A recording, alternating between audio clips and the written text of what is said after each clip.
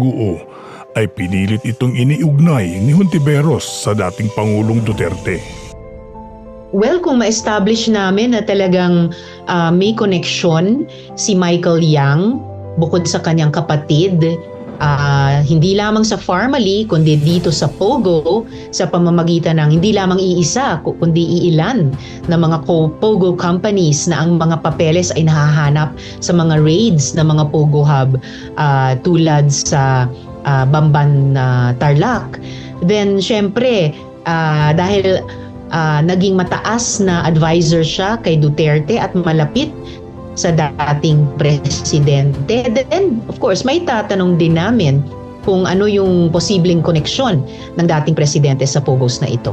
At kapag lumabas sa investigasyon namin na meron sa kanila na nagpabaya at worse, naging kasabwat, hindi kami mangingiming i-communicate yan very, very strongly sa executive at sa publiko rin. Ma'am, ano kayong posibleng dahilan? Bakit ganun kalakas ang loob? Kung sino man yung nakipagsabuatan, na alam naman niyang napaka-controversial ni Alice Guo, pero bakit kaya ang lakas na loob niya para tulungan na makatakas si Guo? Siguro isang patunay din yan na kung nag-cost-benefit analysis sila, syempre, business na usapin ito sa kanila, talagang napapatunayan na talagang dapat i-ban yung mga Pogo na yan. Dahil sa kabila ng posibleng criminal liabilities nila sa panig ni na Guo Huaping at pati administrative liabilities bukod sa criminal liabilities sa panig ni numang government person na kasabwat nila, mukhang yung benefits sa loob ng mahabang panahon ay malaki talaga. Nakita pa lamang natin dun sa magnitude ng assets ni Guo Huaping na pinris ng AMLAC. Kita natin yung mukhang laki ng pera na dumadaloy sa buong Pogo industry na ito sa loob ng nakaraang mga taon. So siguro yan, no?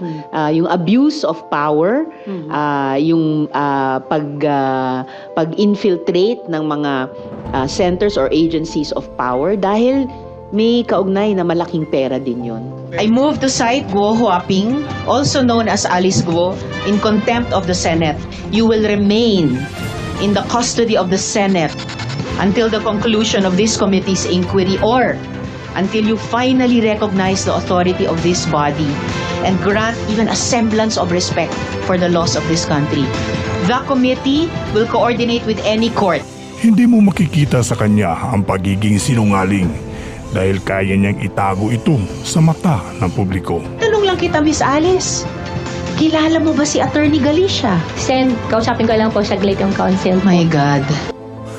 Pero hindi natutulog ang Diyos. Siya na mismo ang nagmulat sa mga tao para ipakita ang tunay na anyo ng isang senadora. So meron kang nakitang manifesto.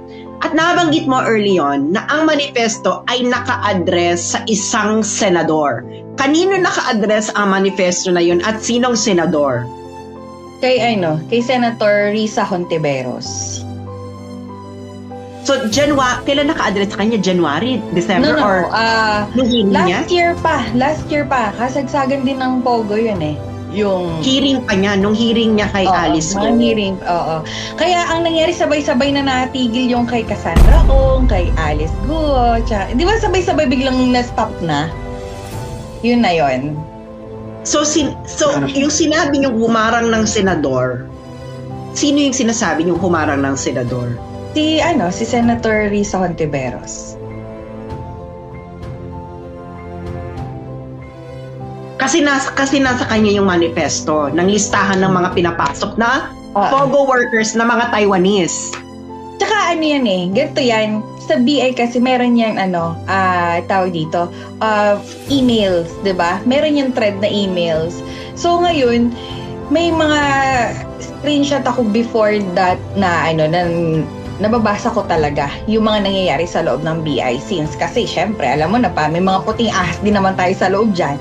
Kinukwento.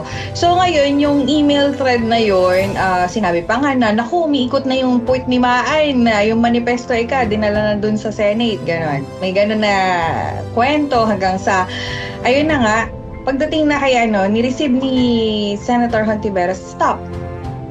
Dead na yung lahat. Biglang tahimik na lahat. Wala na. Sandali ganito. Sandali lang ito po ay hihimayin natin ng masinsina ng kwento. Si Maan ay nagpapanik dahil ang manifesto ay ipapadala na sa Senado. Siyempre magpapanik ka, no? Yeah. Pero napunta ang manifesto kay Senator Risa Ontiveros. Yeah. Hindi na nagpanik si Maan. Hindi na.